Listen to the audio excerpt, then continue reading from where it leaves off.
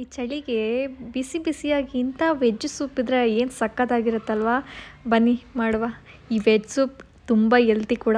ಒಂದು spoon oil ಹಾಕಿ, ಒಂದು ಸ್ವಲ್ಪ ಈರುಳ್ಳಿ, ಕ್ಯಾರೆಟ್, ಶುಂಠಿ ಬೆಳ್ಳುಳ್ಳಿ ಜೊತೆ ಒಂದೇ ಒಂದು ಹಸಿಮೆಣಸಿನ್ಕಾಯಿ ಮತ್ತು ಬೀನ್ಸ್, ಕಾರ್ನ್ ಇದರಲ್ಲಿ ಮೇಯ್ನ್ ಇಂಗ್ರೀಡಿಯೆಂಟ್. ಮಿಸ್ ಮಾಡದೆ ಕಾರ್ನ್ ಹಾಕಿ ಸಕ್ಕ ಟೇಸ್ಟಿಯಾಗಿರುತ್ತೆ. ಸ್ವಲ್ಪ ಫ್ರೈ ಮಾಡಿ ಒಂದು 2 ಸೆಕೆಂಡ್ ಆದ ತಕ್ಷಣ ಒಂದು ಕಪ್ ನೀರು ಹಾಕಿ, ಆ ನೀರು ಸ್ವಲ್ಪ ಒಂದು ಕುದಿ ಬಂದ ತಕ್ಷಣ ಮತ್ತೆ ಒಂದು 2-3 ನಿಮಿಷ ಅದನ್ನು ಫ್ರೈ ಮಾಡಿ, ಒಂದು ಅರ್ಧ ಸ್ಪೂನಷ್ಟು ಪೆಪ್ಪರ್ ಪೌಡರ್ ಮತ್ತು ಒಂದು ಅರ್ಧ ಇಲ್ಲ 1 ಸ್ಪೂನಷ್ಟು ಸಾಲ್ಟ್, ಸ್ವಲ್ಪ ಸೋಯಾ ಸಾಸ್ ಮತ್ತು red chilli and ketchup also use ಮಾಡ್ಬೋದು. ಸಖತ್ತಾಗಿರುತ್ತೆ.